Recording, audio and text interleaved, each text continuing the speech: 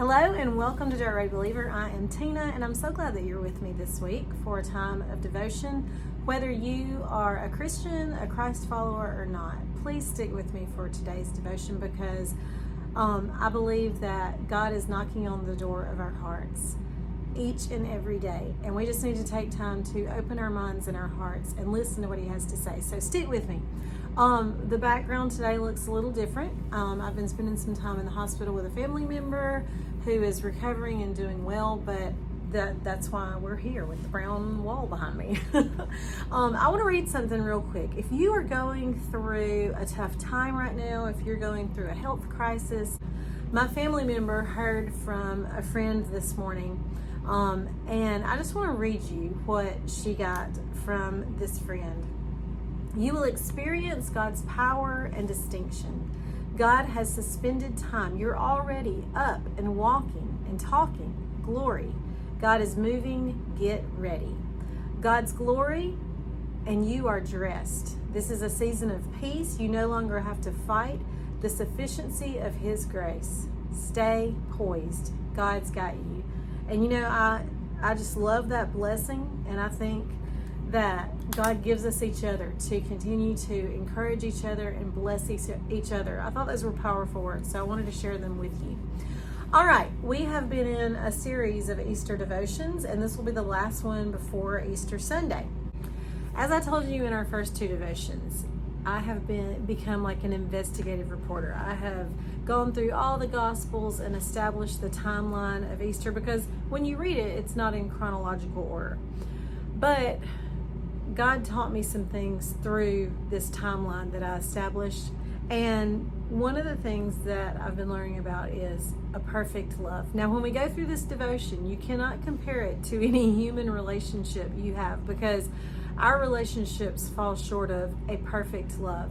But the love that Jesus displayed for us throughout the days surrounding Easter is a perfect love. So what I want to do is go through the timeline chronologically and show encounters that He had with people, situations and circumstances that He found Himself in, and just show this perfect love that is available to all of us if we would receive it. So let's start with, this would be Wednesday of that week. And I am going to read some of the passages, a couple of the passages, but mostly I'm just going to reference where you can find them if you want to. But there's a list of 10, so I'm going to go through them rather quickly. But number 1, a perfect love defends. And in Matthew 26:6, we find that the Wednesday before Jesus' crucifixion on Friday, He defends a woman who comes in with a very expensive bottle of perfume and anoints His body from the top of His head, and it just runs down. And she does this in the presence of the disciples in Simon the leper's house.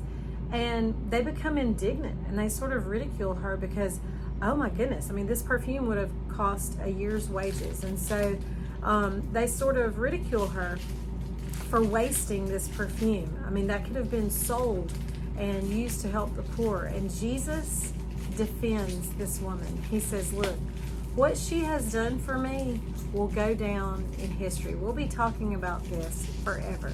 She has anointed my body. So a perfect love defends. Secondly, a perfect love does not become bitter.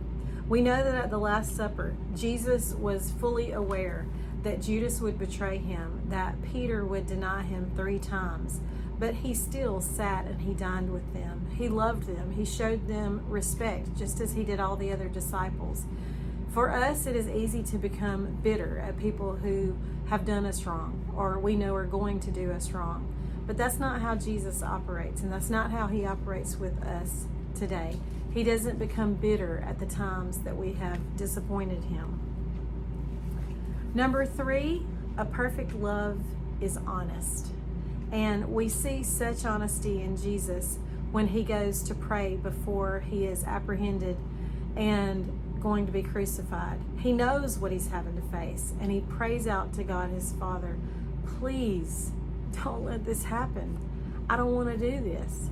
But not my will, but your will be done. And I just love that vulnerability that Jesus had in that prayer. And, you know, Jesus is always honest with us. We can always be honest with him. We're not always going to feel up to what he has called us to do, but he understands that. And we can be vulnerable and honest with him in how we feel. Number 4, a perfect love is not interested in entertaining. It's not interested in entertainment. The example that I found was the encounter that Jesus had with Herod.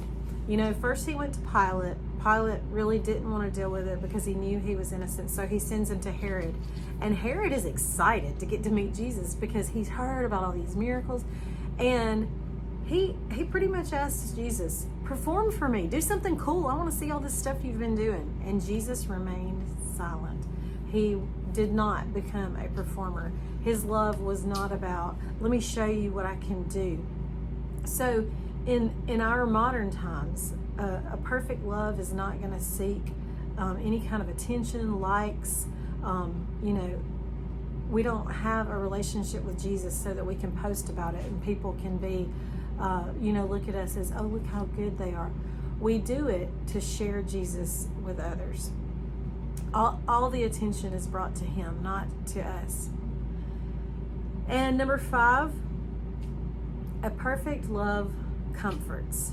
No matter what Jesus was going through, he took time to comfort others. And we see that on his way to the cross, after he has been beaten and barely walking, he stops and he comforts his mother. And he tells her that, look, I'm not going to be here physically, but my best friend John is going to take care of you. So no matter what he is going through, he is still comforting others right up to the very end.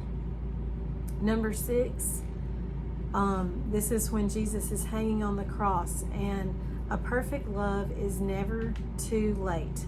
I'm going to read this passage to you. This is in Luke 23. And I'm going to begin in verse 39. Then one of the criminals hanging there began to yell insults at Jesus. Aren't you the Messiah? Save yourself and us. But the other criminal answered, rebuking him, don't you even fear God, since you are undergoing the same punishment? We are punished justly because we are getting back what we deserve for the things that we did, but this man has done nothing wrong. Then he said, Jesus, remember me when you come into your kingdom. And Jesus said to him, truly, I tell you, today you'll be with me in paradise.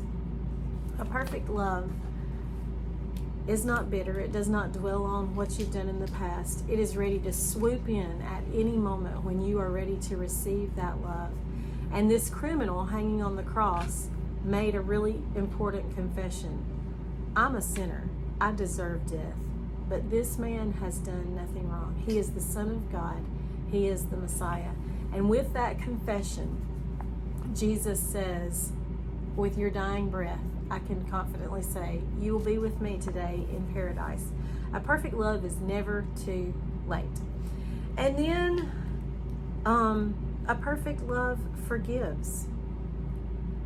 Everything that Jesus went through, from the beatings to the cross, all the way to the resurrection, it was for us. It was to pour out his love for us so that we may be forgiven and live freely without the weight of sin or death. A perfect love never ends. His resurrection on Easter Sunday points to our own resurrection. When we live as Christ followers, when our physical bodies perish and are no more, that's just the beginning of us experiencing a perfect love close up. So a perfect love is eternal and it never ends, thanks to the Resurrection Sunday that we're about to celebrate. Number 9, a perfect love tells you where it's going to be.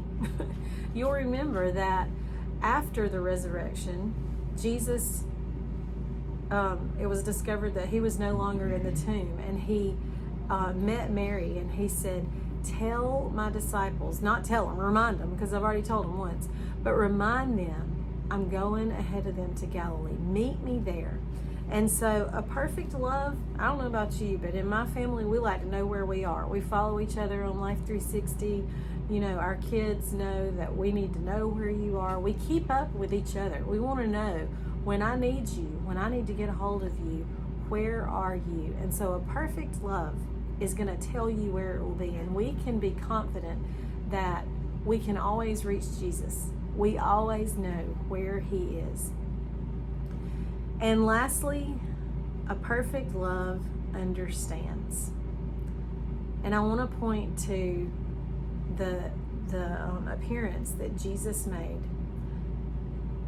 to the disciples and showed himself for the first time. But there was a disciple missing. That was Thomas. And when Thomas hears about this from the other disciples, he doesn't believe it. He said, unless I touch the piercing in his side and the nail scars in his hand, I'm not going to believe that. Show me. I need to know for myself. And you know what? That didn't make Jesus mad. He said, show me. And so Jesus showed him. He came back and he let him do exactly what he requested. He touched the nail scars. He touched his side, and he knew for himself. And so Jesus understands that in our faith, we are going to have doubts along the way. And instead of dealing with those doubts on our own, we can go to Jesus and we can say, show me. Because guess what? He understands and he wants to show us. And when he shows us, that alleviates those doubts, and it builds our faith and strengthens our faith in a whole new way. Guys, this was short and sweet today, and I hope it has spoken to you. If someone was on your mind that you were thinking about when you were listening to this list of perfect love, please share it with them. I hope that you guys have an incredibly happy Easter, and I will see you next week. But until then, slow down. Take the dirt road, believer.